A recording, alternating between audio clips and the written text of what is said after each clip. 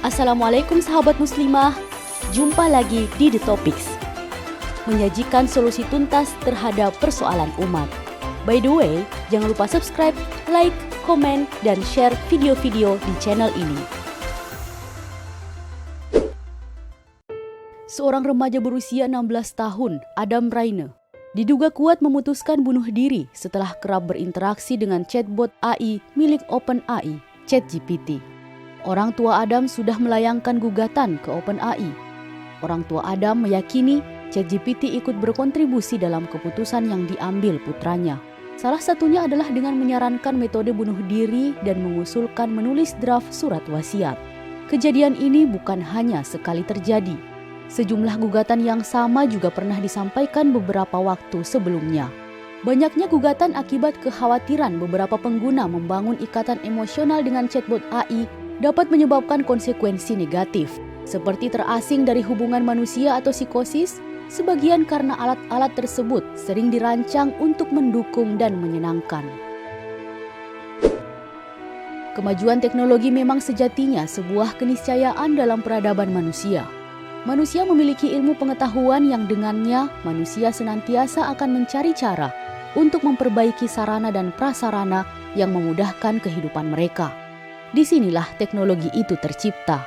Sifatnya universal karena teknologi merupakan bentuk praktis dari aplikasi ilmu pengetahuan manusia sehingga siapapun boleh memanfaatkannya. Hanya saja, arah pemanfaatannya tentu tergantung cara pandang penggunanya. Ibarat pedang bermata dua, teknologi bisa mendatangkan kebaikan dan keburukan secara bersamaan. Ketika cara pandang kehidupan manusia dibangun dari asas memisahkan agama dari kehidupan, sehingga orientasi hidup diarahkan mencari kepuasan materi semata, teknologi akan bisa membunuh manusia. Teknologi akan diciptakan tanpa ada kontrol dari aturan agama, mengikuti hawa nafsu manusia, hingga menembus batas fitrah manusia. Standar halal haram tidak digunakan sebagai batas untuk menimbang pengembangan teknologi. Selama teknologi itu dianggap bisa mendatangkan manfaat, baik itu berupa uang maupun kepuasan, teknologi itu terus dikembangkan dengan bebas.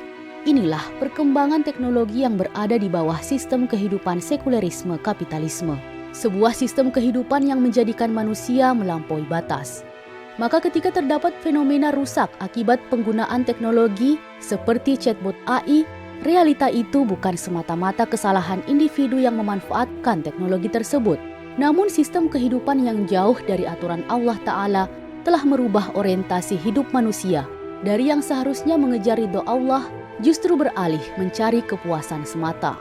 Bagi korporat, teknologi itu bisa mendatangkan keuntungan, sementara bagi para user, mereka mendapat kepuasan. Motivasi materi inilah yang membuat manusia menjadi rusak ketika memanfaatkan teknologi. Sangat berbeda dengan perkembangan dan pemanfaatan teknologi dalam sistem kehidupan Islam yang diemban oleh negara Islam bernama Daulah Khilafah. Standar kehidupan dalam Daulah Khilafah jelas, yakni akidah Islam. Semua amal harus dibangun atas kesadaran bahwa manusia hanyalah hamba Allah yang seharusnya taat, tunduk, dan patuh pada perintah Allah. Hanya syariat Allah yang pas untuk mengatur manusia, sehingga setiap amal harus terikat dengan syariat Islam. Cara pandang kehidupan yang demikian akan melahirkan kebijakan, perkembangan, hingga inovasi teknologi yang dibangun atas motivasi ruhiyah. Ketaatan pada Allah Ta'ala menjadikan umat Islam memahami bahwa hidupnya akan mulia jika bermanfaat bagi kaum muslimin dan kejayaan umat Islam. Maka potensi intelektual yang dimiliki oleh umat Islam akan diarahkan untuk mengembangkan, bahkan berinovasi untuk kepentingan umat dan Islam.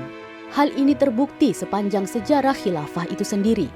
Para ilmuwan muslim mengembangkan berbagai teknologi untuk kemaslahatan umat dan Islam.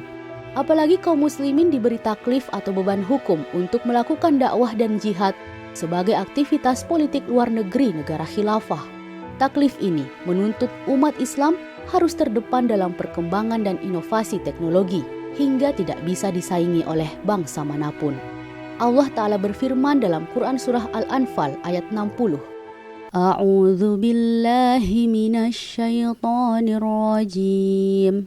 وأعدوا لهم ما استطعتم من قوة ومن رباط الخيل ترهبون به عدو الله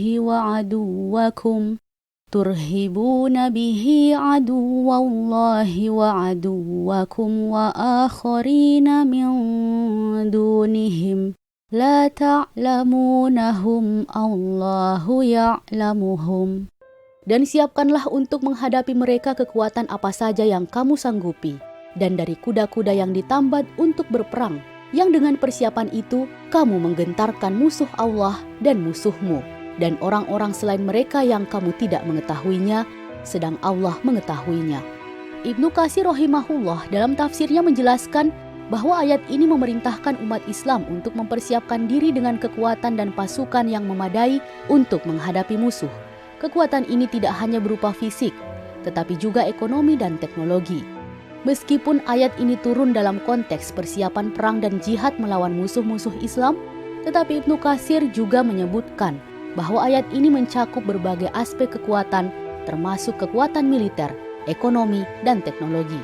Sebagai bukti, penggalian parit di Perang Khandaq ataupun pelontar Dababah pada masa Rasulullah digunakan untuk keperluan jihad. Penemuan dan pengembangan meriam untuk kepentingan jihad. Penemuan astrolab untuk memudahkan umat Islam menentukan arah kiblat. Penemuan kerangka pesawat oleh Ibnu Firnas dalam rangka mempermudah mobilitas umat Islam. Pembangunan rel kereta api di Hijaz digunakan untuk mempermudah kaum muslimin untuk ibadah haji. Semua ini menunjukkan bahwa teknologi di bawah naungan Daulah Khilafah mampu mengantarkan manusia pada level tertingginya, yakni sebagai hamba Allah yang senantiasa melakukan amal solih untuk agama. Sehingga teknologi chatbot AI dalam Daulah Khilafah mungkin tidak akan menjadi masalah seperti saat ini, karena akan dimanfaatkan untuk kepentingan umat.